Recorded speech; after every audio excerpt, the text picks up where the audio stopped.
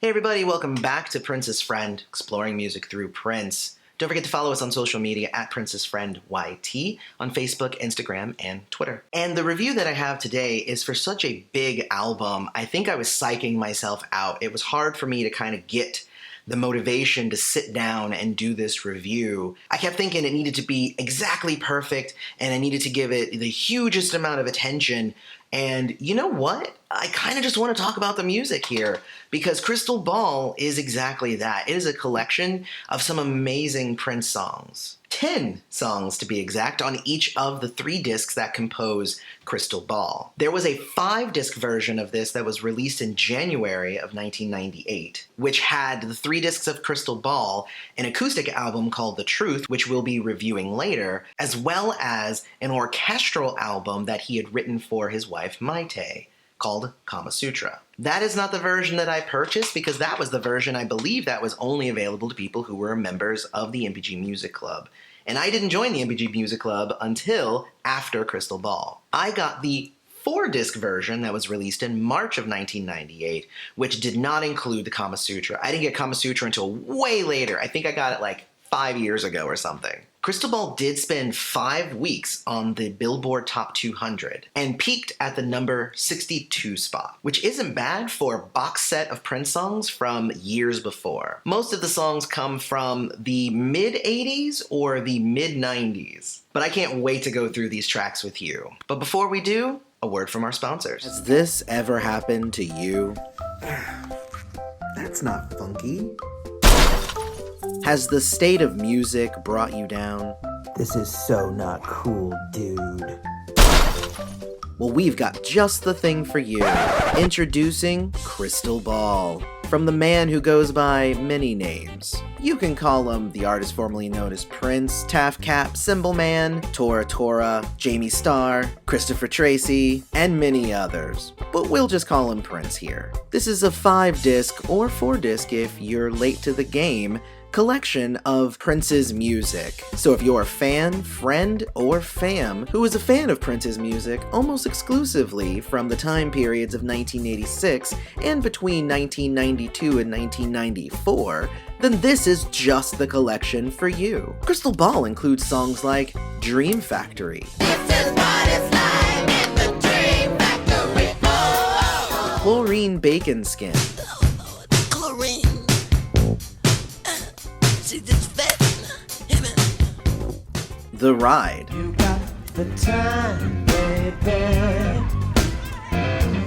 and many other songs that you may or may not have heard of, but you will be rabid over them because they're from Prince. No more worrying about if things will be funky. No more worrying about if you can dance to it. Well, how do I buy it?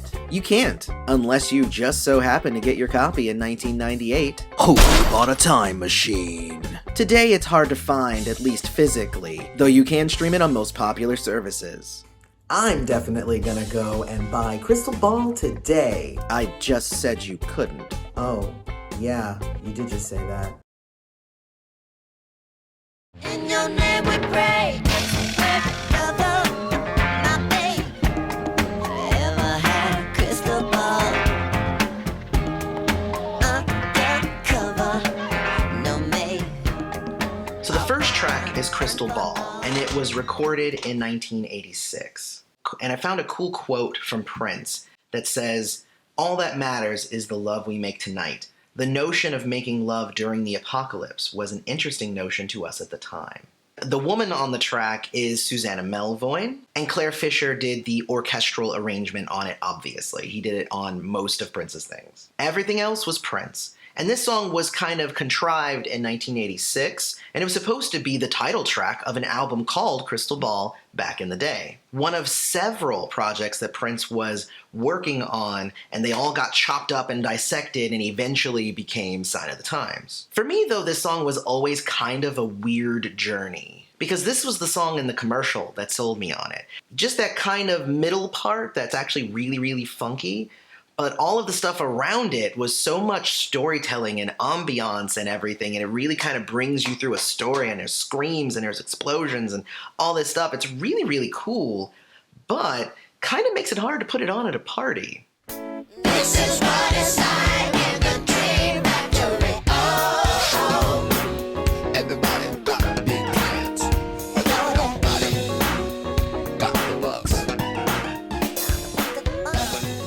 Factory is the second track, and it is written about someone Prince calls a turncoat in the booklet that comes with Crystal Ball. It's about somebody who gets a brush with fame and then gets lost in all the women and the drugs.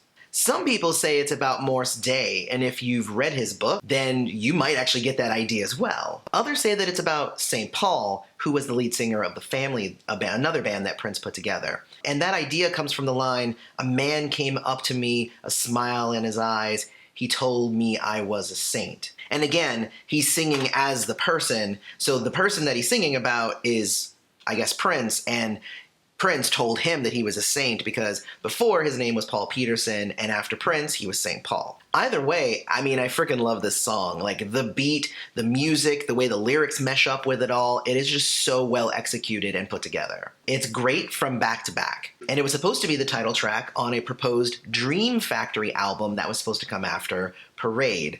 Once again, one of those albums that got spliced up and eventually became Sign of the Times. Funny note, before Crystal Ball ever came out, on the Exodus album from the New Power generation, in the track The DJ Gets Jumped, the DJ is actually playing Dream Factory in that segue, so it's pretty cool. And I remember hearing that, I'm just like, what song is that?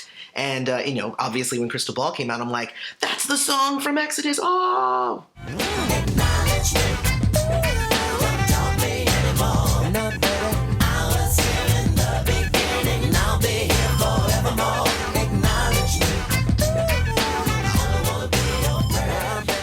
The third track is Acknowledge Me, and it was recorded in 1993. It was originally written for the Gold Experience, but eventually went on to be replaced by P.CONTROL, which I think is a better song. That beginning gospel scream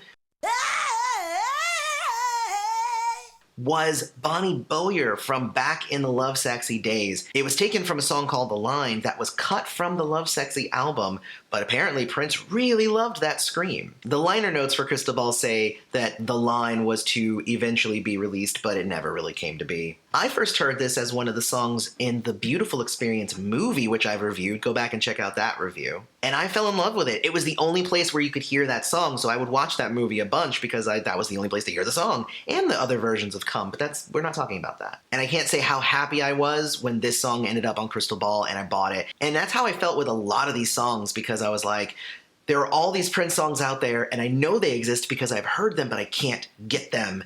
And finally, there was a place for me to get them.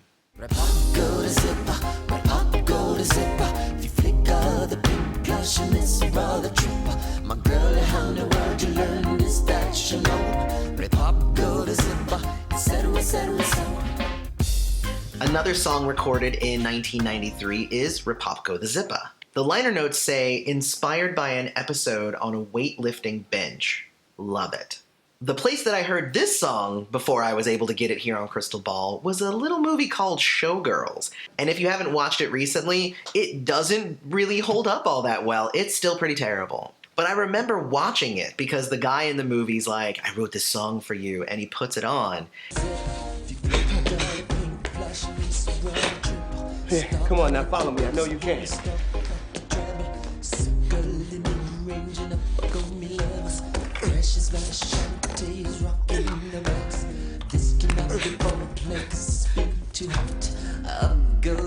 And the song starts going, I'm like, that's Prince. Wait a minute, that's Prince. Let me look this up. Oh, I can't, that's not a song. That's not a song that exists. Where can I buy that? Wait a minute. And then I was like, well, let me go check out the Showgirls soundtrack. Guess what? Not on the soundtrack. They also featured the song 319 in the movie, but the Gold Experience was out and I was able to get that song.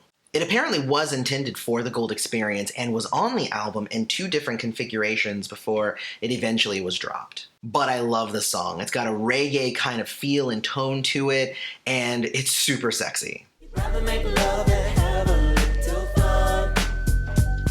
Throw up the love sign, everybody, and not the gun. In a chariot, red and gold. The next track is Shock G's Silky remix of LoveSign, which was a song that was on 1-800-NEW-FUNK. It was Prince and Nona Gay. This version of it was recorded in 1994. and was supposed to be on a single version of LoveSign. Prince wanted to do the same sort of thing that he did with The Most Beautiful Girl in the World, where you'd have the song and then you'd have a bunch of different remixes of that song. Unfortunately, Warner Brothers wasn't having it. They put a stop to that release. They were like, hey man, you made too much money off the other one, so you're not allowed to do that again. So this was one of the remixes that we would have gotten if LoveSign was allowed to have been released as a single itself. And I really dig it because it includes samples from DMSR, and I think adding in that kind of old school flair into a 90s song, I think it really enhanced the song. Both versions are pretty equal though in my mind.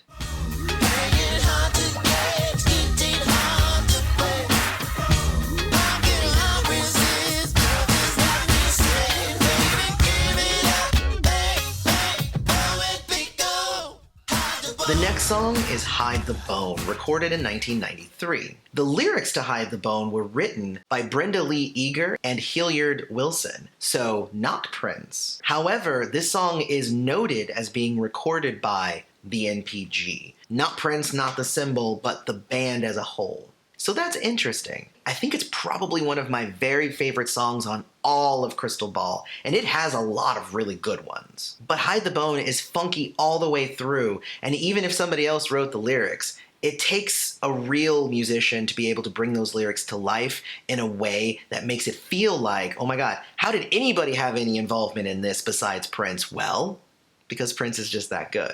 Hide the Bone is funky, sexy, every other adjective that you can think of, it is that song. Dirty.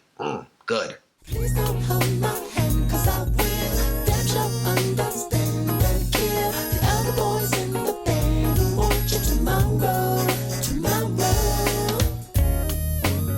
They can't tap it. The next song is Tomorrow, recorded in 1996. And it was inspired by Corey, who is the girl from the Love for One Another movie, which I've also reviewed. Don't forget to go check out that review. An unknown member of the MPG apparently had a huge crush on her and wouldn't make a move. So in the song, the lyrics are all about, I'm just gonna look at you from afar. I love you, but I'm never gonna say anything because I'm just going to do it tomorrow. And I'm going to torture myself because I'll never make a move. A lot of people have said that that person was Tommy Barbarella. I have no way of confirming that. But it's another example of how Prince can take an idea and mold it into a new song. This song uses samples from Most Beautiful Girl in the World, but also is kind of reliant on its bass line, and I really, really love it. Wanna leave me, babe. Leave me in the dark. Can you tell me?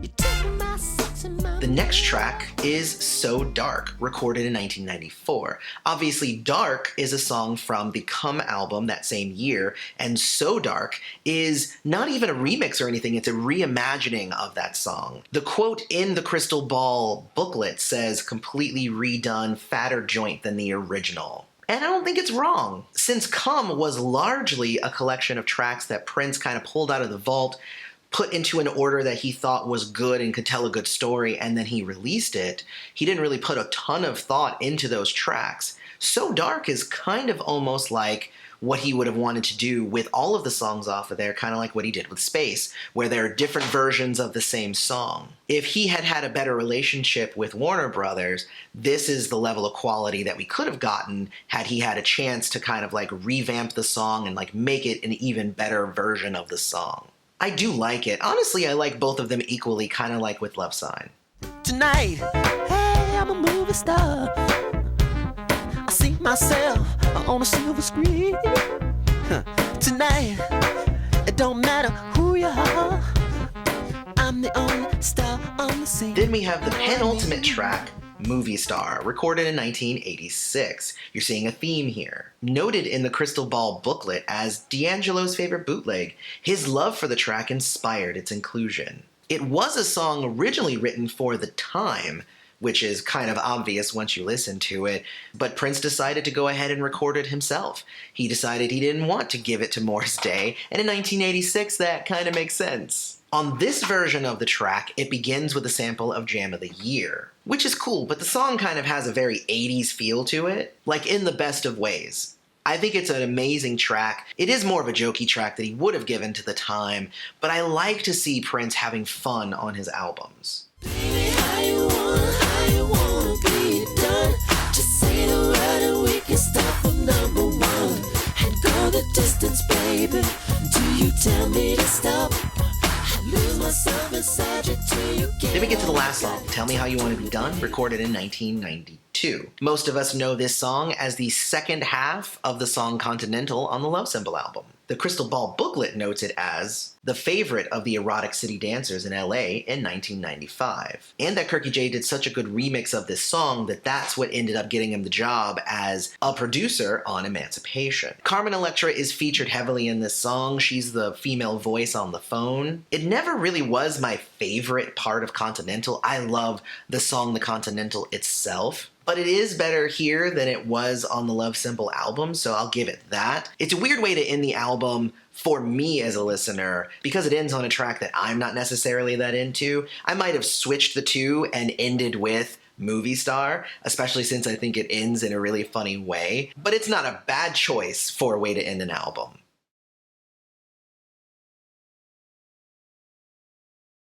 So in conclusion, Disc 1 always spoke to me, honestly. Each of the 3 tracks in Crystal Ball have 10 songs on them, and I think that this one is my second favorite out of the 3 discs. It's no doubt because a lot of the tracks on here are from the early and mid-90s, which is, again, I'm a 90s kid, so that's where my Prince came from. So hearing all of these really cool rocking beats and different versions of songs that I personally love was special to me to be able to get that.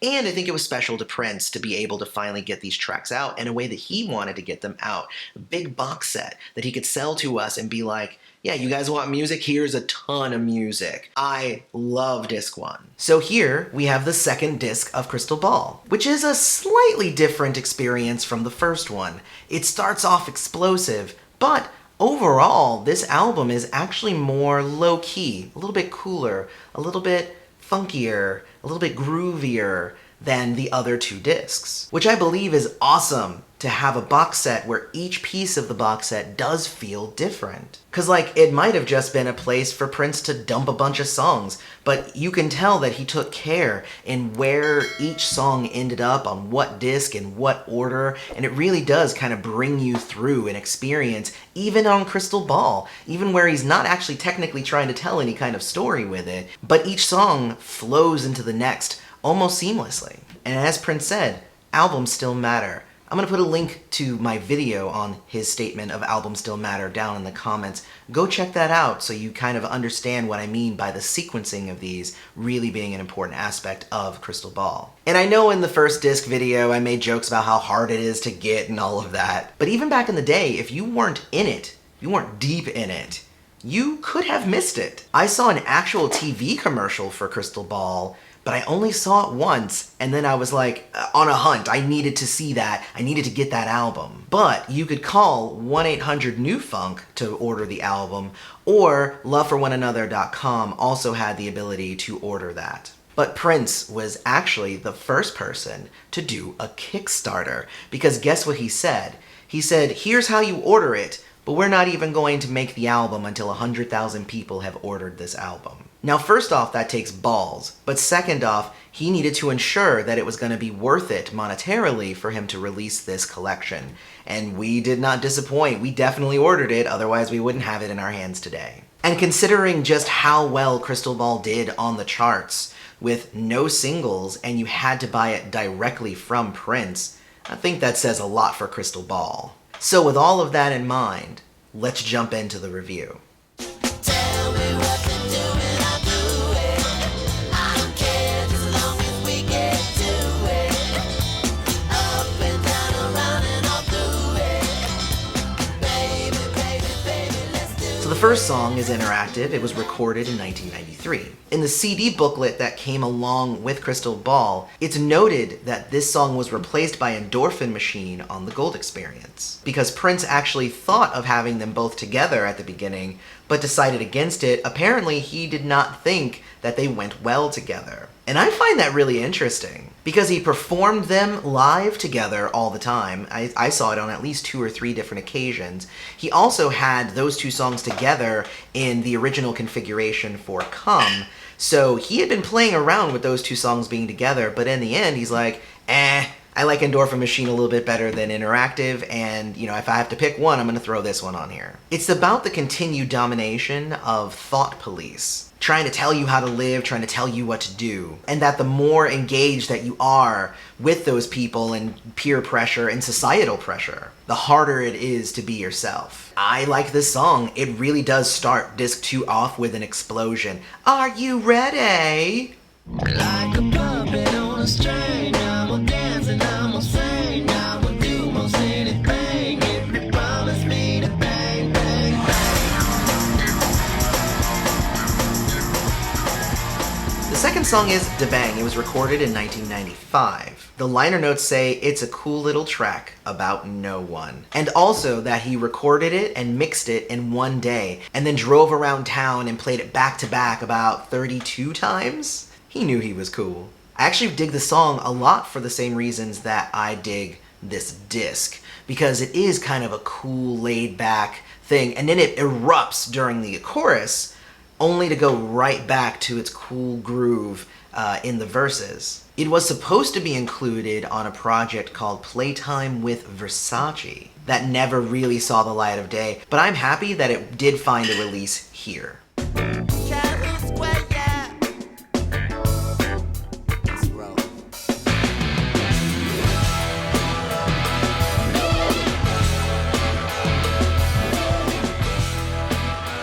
Track 3 is Calhoun Square, recorded in 1993. It's a song about the MPG store that was in Uptown, and it was in a place actually called Calhoun Square in Minneapolis. Here's a picture of me in Calhoun Square. Michael B., Sonny T, and Tommy Barbarella are on this track, and obviously that's the reason why this one ended up on my top 10 funky songs list. Definitely go check out that video. It was actually really cool when I was doing my research for Crystal Ball that I found out that this song was recorded in the same session that they recorded Undertaker, which I've also done a review for.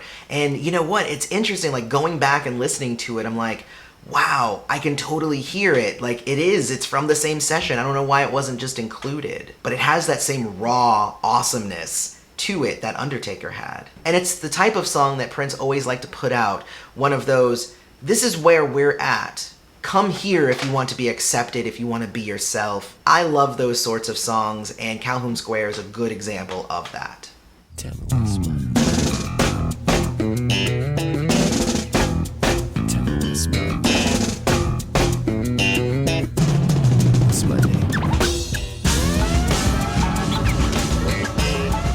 Track is What's My Name, also recorded in 1993. And apparently this song was written because there were a whole lot of acts who were coming up and either trying to be like Prince, or they even might have had Prince in their names. And Prince was like, no. I know I don't have my name right now. You can take my name. I don't need it. But I just want to remind you who I am. So what's my name? Probably one of the funkiest songs on all of Crystal Ball. But it also mixes in some record scratching and some police sirens during the chorus. It really kind of gives it a little bit more of a hip-hop feel. And as good as it is in the studio version, I honestly thought I would never hear it live until when he was touring with Third Eye Girl, he revived this song and made it part of his regular set list. There's even a video out there of him performing this song with Kendrick Lamar, which kind of went viral when it first came out. Oh my gosh. Like, not only...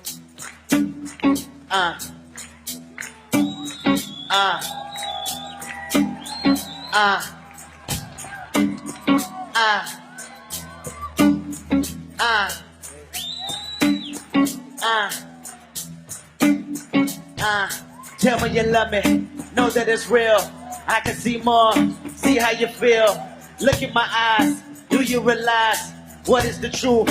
You're surprised, I despise whatever's right. You're the wrong, this is my life. This is of you, this is of me. This is the truth, this is of we. This is the love, this is God. This is yours, this is ours. Look in my eyes, tell me you want me. Tell me you see me, I know you want me. I know you love me. I know the truth. I know the real. I'm speaking to you. I'm speaking in us. I'm speaking in we. I'm speaking in God. I'm speaking in free. You know who we be. You know that it's life. I know when you're wrong. I know when you're right.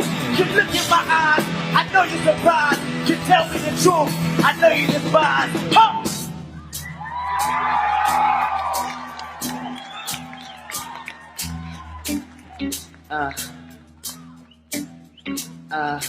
Take this mic. I can't sing it. It only makes me wish for the way things used to be. You could slap my face, but I got to say it. You never would have drank my coffee if I wouldn't serve you cream. Tell me what's my name. Tell me what's my name. Tell me what's my name. Tell me what's my name.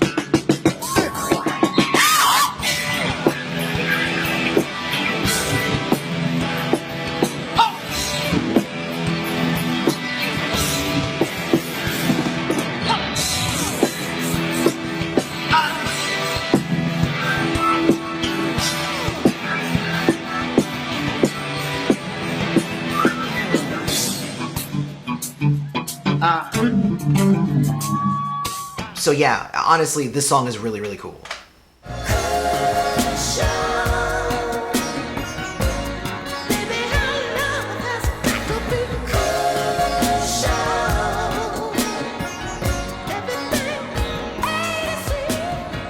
Then we get into Crucial, which was recorded in 1986. It was originally intended for Sign of the Times, but ended up being replaced with Adore. Good move on your part, Prince. Everything on the track is by Prince, so just him. And what's funny is that I always listened to this and I always thought, man, this song would be really cool with a sax, like Eric Leeds on there. I thought it would be really, really nice to have him on there. And then doing my research for this review, apparently there was an original version of this that had Eric Leeds on sax, and when Prince heard it, he said, nah, I think I'm just gonna put a guitar in there instead. So he scrapped the sax, and the rest is history. But I really dig this ballad, and it basically starts us off on the second half of this album, except for the last track, where we're gonna have a lot of those 80s songs kind of in a row. I want to be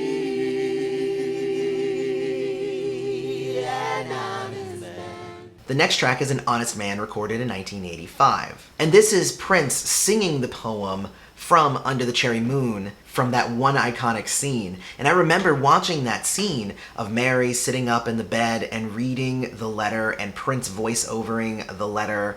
And I was always like, man, like, the lyrics are so cool. I bet that would really sound cool if we could hear him sing that instead. And the music in the background while she's reading the letter, it is basically An Honest Man, but with a little bit of different orchestration, because the version in the movie is a whole long piece, much longer than what this actual track is. But you can tell it was obviously inspired by For You. It's Prince doing a cappella over a little bit of orchestration. I really dug it, but it does kind of come and go very fast. Sexual suicide.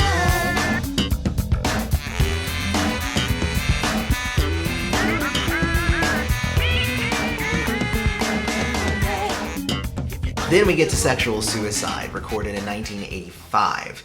And the liner notes say that Sheila E. showed Prince how to do this beat. And then he goes, whoa, that's really cool. And then he picked up his drumsticks, hit record, and then he just started the song. So Sheila E. didn't actually get credit on the song because technically she wasn't on the track, but she was the one that kind of showed Prince this really cool beat, and then he replicated it. And this was apparently recorded in the same session as Girls and Boys, and in the same week as Superfunkicalifragisexy. So it's got some like legacy there, and maybe that's why it's just so good and so funky. The notes say either Wendy or Susanna are on the background vocals. I think it's so funny that he's like, I don't even remember. But Eric Leeds is on this one. His sax wasn't scrapped on this track. The song was supposed to be on Dream Factory, but it was even removed from a configuration of Dream Factory before that entire project was put aside. And again, I'm gonna harp again on the fact that Prince would never put something out if it wasn't done.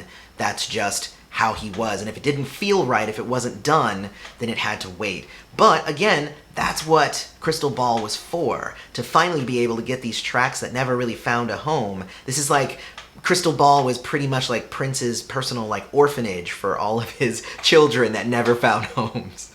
Is dedicated my first wife. The name is Cloreen. She just fat. Next track is Chlorine Bacon Skin, recorded in 1983. And the liner notes actually reveal something very cool about this song. While Prince and Morris were working on the Second Time album, Prince would often go into his alter ego voice, his Morris Day, but like his pimp voice, you know, his that voice.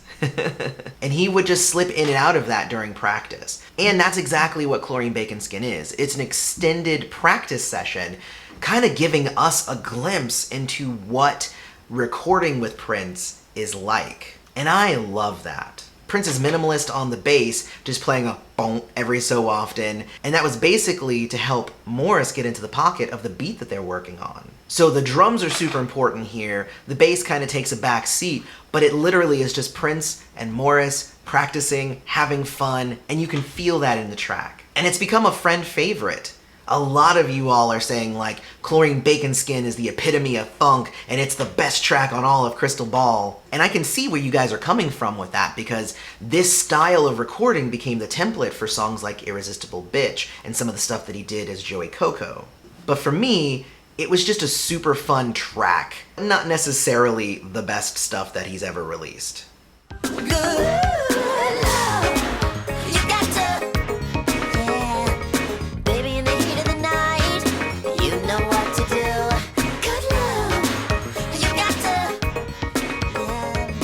The penultimate song on this album is Good Love, recorded in 1986. And it was recorded right after disbanding the Revolution, and Prince went to LA to record Shockadelica, Fill You Up, and parts of the Black Album were all recorded at the same time as Good Love. This song ended up on a movie soundtrack and was the first time that Prince ever put an unreleased song on a movie soundtrack. The movie was called Bright Lights, Big City, and I've never seen it. I might actually go and try and track it down now. But the version here on Crystal Ball is apparently a little bit different. He took out a couple of sections and extended the ending, so it is a little bit different from even that version, so I kind of need to now go back and listen to that version of Crucial. The keyboards on this song are essentially the heart of it and where the song mostly kind of comes alive. And learning that Susanna Melvoin and Jill Jones both did the backing vocals on this song, I think it really kind of added a little bit of charm to this song. Good Love almost did end up on the Camille album, but we all know the way that that album went. But this is a good song.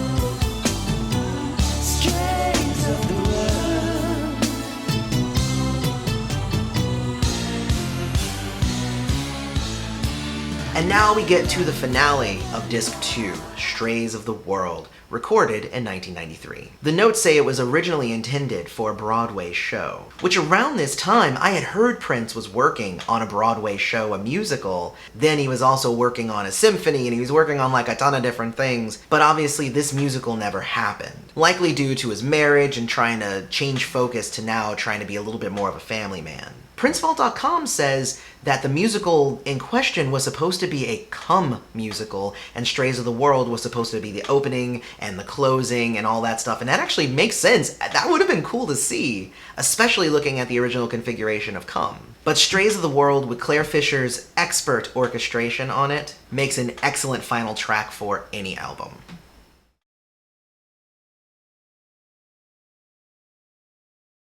So in closing, you've seen how much I've gushed over this disc, and this is actually probably my third favorite out of the 3 Crystal Ball discs, and I think that really just shows you how awesome it all is when this one, filled with so much greatness, is actually my least favorite. And it's for obvious reasons. It has a lot more 80s tracks in a certain order. It's not really broken up as much as some of the others. It's like half 90s, half 80s. The other 2 discs really kind of take care and kind of weaving them in and out of each other, but this one's just like, it's half this and half that. And it is a good flow for these particular songs, but obviously, being a 90s kid, I prefer the 90s stuff, so having this one be heavy 80s was less appealing to me. Doesn't mean it's bad, just means it's less appealing to me personally, but it's all really great. That said, I really do like the fact that this disc is a little bit more laid back than the other two discs. It has some great material on it that really lived up to the essence of what Crystal Ball was supposed to be. A celebration, a place for us not only to get unreleased songs, but also songs that were really just kind of hard to get. And with Cloreen Bacon Skin, we even get a glimpse behind the veil that is the creation process.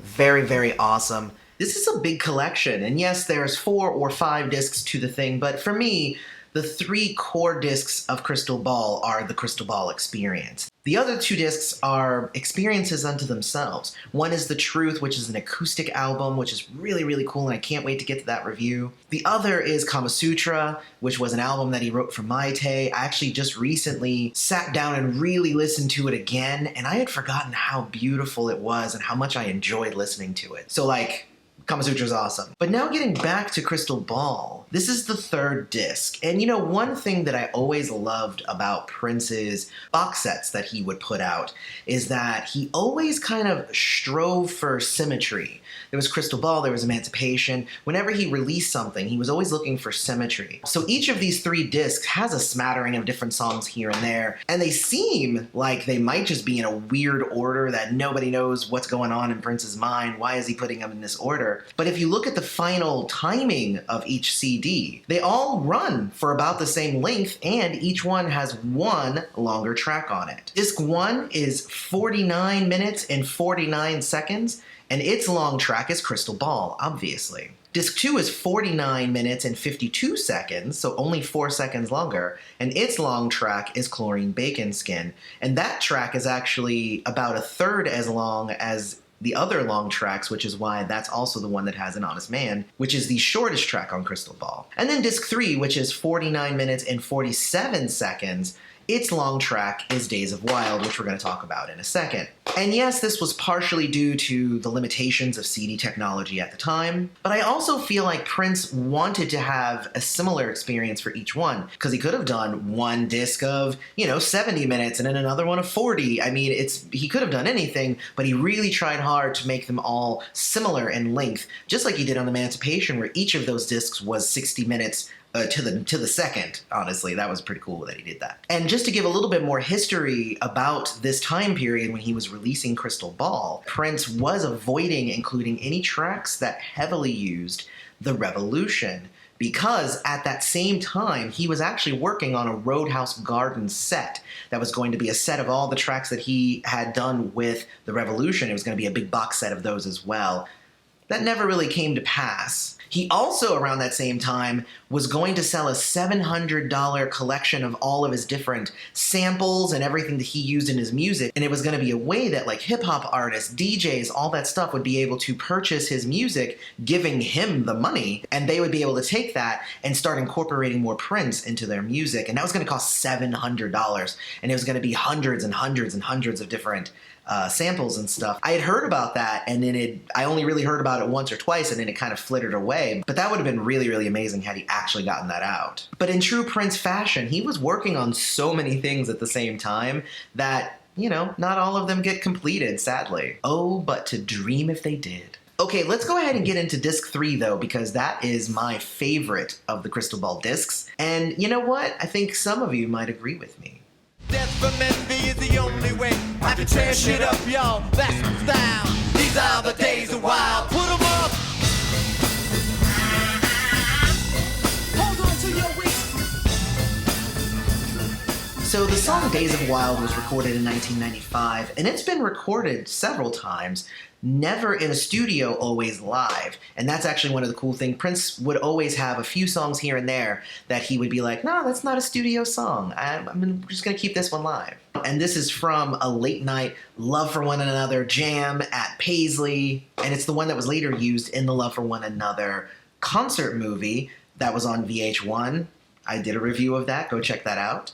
And when I point to Prince as a rapper, this song and Face Down are probably the two best examples of him as a really cool rapper. And true to form, Prince was almost an anti-rapper on Days of Wild, where he's kind of going against gangster rap, because that was all the rage at the time. He talks about respecting women, and the only way that anybody would die in his presence is if they died from envy because he's so cool. He certainly had his plus sign that day. Baby, if you break my heart one more time,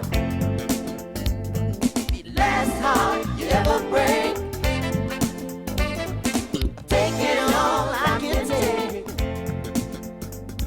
So the next song is Last Heart. It was recorded in 1986, and it remained a demo. And Prince had always meant to go back and re-record it, but never did, so he was like, I'm probably never going to do that. Here's the demo version. This song is actually super good quality, though. I'm hoping that this is going to be the quality of these demo tracks that we're going to be getting going forward from the estate. And it's a good song. I wouldn't say it's my favorite, but one thing that always stood out to me was that it very much reminds me of the song Run for Your Life from the Beatles, if anybody has ever heard that song or is into the Beatles like I am. If you're not familiar with Run for Your Life, it's kind of an upbeat poppy song about, hey, if I ever catch you messing with another man, I'm gonna probably kill you. But it's sung in like a sweet voice and really happy sounding, but it's really kind of a creepy song. Last Heart is similar because it's a song about Prince and he's been done wrong by this woman multiple times, and he's saying like, I'm fed up, you are cheating on me, and if you break my heart, it's gonna be the last heart you ever break. So yeah, it's kind of saying the same thing, like, if you leave me, you ain't gonna be going anywhere else. You gonna pretty much be dead. And I know what you're saying. Hey, Aloy, you're looking way too deep into this. Baloney. I love this song for the juxtaposition of the pop sound and the dark lyrics, and Prince did that a few times in his career. Every time I think about that, boom, boom, boom, boom, boom, can't stop thinking about you. The next song is PoomPoom, recorded in 1994. The liner notes say, never intended for any album, just a funny track to make a female laugh. What your name is. It was all done by Prince as the symbol. And for those of you who don't know, also, PoomPoom is not a term that Prince made up, and it's actually a Jamaican term for a woman's intimate parts. Lyrically, the song is kind of similar to Space. It's kind of all about, I'm thinking of you and I'm gonna be playing with myself here. I kind of wish you were here. But I really love the idea of Prince recording an entire song just purely as a joke. Just like, hey, I have some time, I'm gonna do this, I'm gonna make somebody laugh. I think that is what creative freedom really looks like in Prince's world. Great song, though. She gave her angels to a man because a man had none. To watch over him till she returned. She Gave Her Angels was recorded in 1996, and the liner notes say, it is a true story about Maite. And it's an amazing song, in my opinion. Not only are the lyrics sweet, but the guitar work on here is gold. I think it's probably one of my favorites on all of Crystal Ball. Like, it is that good. Its origins, though, are kind of sad. She Gave Her Angels was supposed to be on an album that was going to be out around the time of 1996. It was going to be a children's album called Happy Tears. And it was announced around the time that Maite got pregnant. But the project kind of went away after they lost their son. You know, that's kind of how that sort of thing would happen. It would only just be a reminder for him, I would think. It is thought by a lot of people that the Muppets Tonight version of Starfish and Coffee was also supposed to end up on this Happy Tears CD, which would have been pretty sweet. I would have really liked to have seen what that album would have looked like.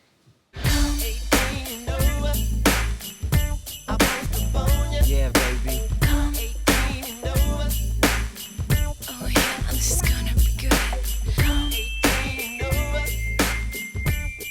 18 and Over was recorded in 1994, and I love this song. And even if you've never heard of it before this video, you might have heard it on my top 10 Dirty Prince songs that I did, because it ranked pretty high on there, because, yeah, it's super dirty. It uses the same beat as Come. It's kind of a Come B-side. And it's very much an extension of that song. Come was very much about, let me get down here, we're gonna do some tongue work, I'm gonna get you to come, it's gonna be beautiful, I'm gonna get the juices flowing, give me that sax, it's gonna be great. 18 and Over is the opposite of that. It's, all right, you had yours, now I'm gonna get mine. And it's a song about all of the crazy positions that he's gonna put this woman in, and he details exactly how it all works. It's wonderful, I love this song. It's a party favorite put together by Kirky J and Prince, with Mike Scott on the guitar. Altogether, a wonderful track. You got the time, baby. I've got the right.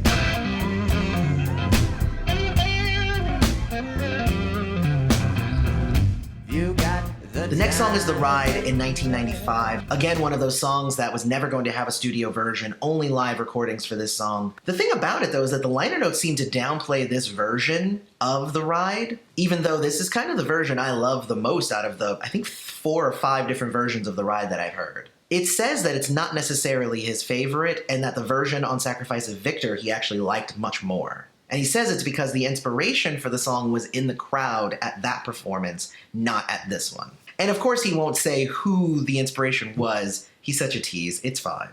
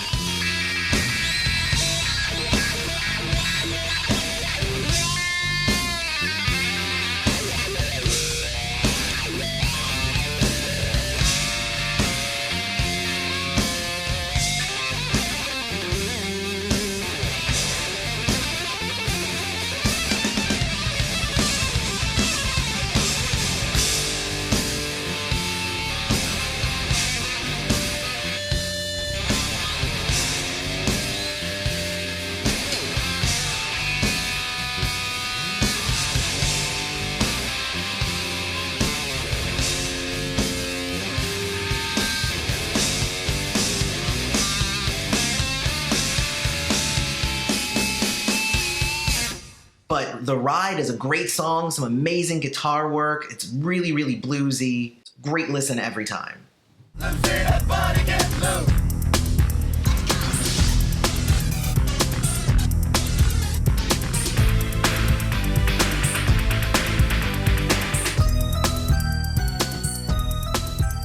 There are no individual notes for Get Loose, as it's kind of combined with the next track, and we'll get to that one in a second. But I will say that this is a really cool remix of the song Loose from Come. Prince stripped out all the lyrics and replaced it with some really interesting keyboard work. I really, really dig this version of it, but I think I prefer the original version. I think this is one of the few times that that's kind of the case.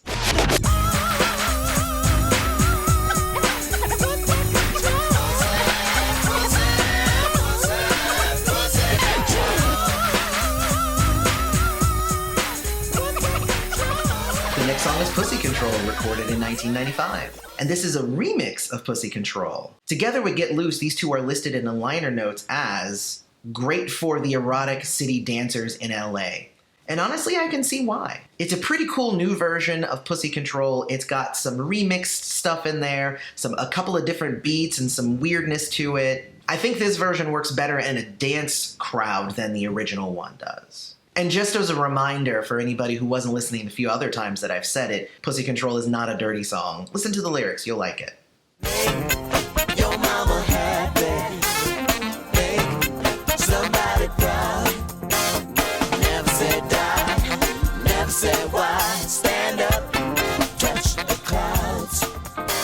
Penultimate song is Make Your Mama Happy, recorded in 1986, so this is an earlier one. The liner notes say it was recorded after listening to Fresh by Sly and to prove a point to Susanna, who is on backing vocals. Eric Leeds is on sax, which is awesome. I always love that. And I don't know what point he was trying to make to Susanna. None of that has been divulged. But I went back and I listened to Fresh some more, and it really has a similar feel in terms of the layering of different instruments. Not like it doesn't borrow any riffs or anything, but they sound similarly made. It's pretty cool. The liner notes also say Terry Lewis gets ugly while listening to this. And honestly, I'm such a fan of this song because it kind of shows how you can take a concept that's like a little hokey, hey, stay in school, go to school, and you can make it really funky and cool. I've actually had this song played at like school functions and assemblies and stuff because people will ask like, hey, like what songs would you suggest? And I'm always like, Make Your Mama Happy. It'll add some funk and it's got a good message. And one time I saw it being played and you saw everybody kind of going in the bleachers. It was pretty cool. Is that truth when you make love to a lie? Excuse me, but is this real love? Goodbye. And then we get to the final song, Goodbye, recorded in 1995. Goodbye was written in 1991 and then was reworked for about 5 years until it was just right. And it was intended to be the final track of Emancipation, but was moved around and eventually ended up being replaced by The Holy River, which I think is probably a good move. I wish he would have been able to find a good spot for Goodbye because I really do love this song, but he did make the right choice with Holy River. Orchestration is done by Claire Fisher, and the notes say, parting with the moon and the rain and looking for the sun. I loved the original name of Goodbye as well because the original name of the song was Excuse Me, Is This Goodbye? But I'm so glad that he eventually just shortened it because, I don't know, it's weird to have the parentheses titles. It's weird. Goodbye also works really well as an ending track. I think Prince definitely heard that it was an ending song, so I'm glad that he used it to end Crystal Ball here, Disc 3. Loved it.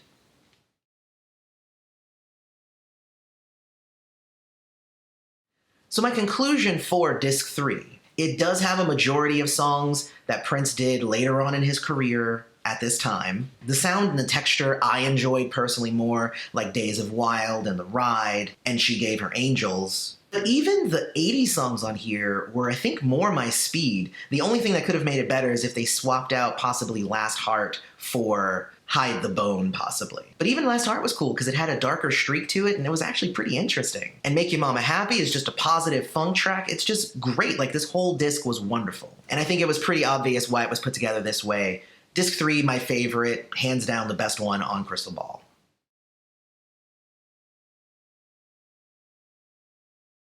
Now, my final conclusion of Crystal Ball as a whole. Would I suggest Crystal Ball to people? Hell yeah.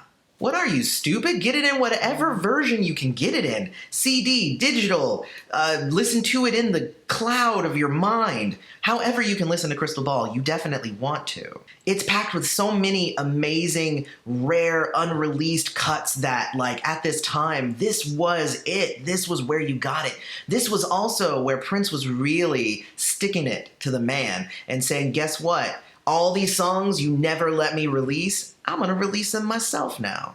I mean, yes, sometimes it doesn't really gel all that well. Some of the songs are in a weird order at times. Some of the tracks you can tell are less finished than others. But at other times, it's amazingly cohesive, really gives you a view into his creative process, and highlights a lot of the amazing music that never got to see the light of day before. So Crystal Ball gets, I don't know, 4.95 stars. Like, it's just close to 5 stars.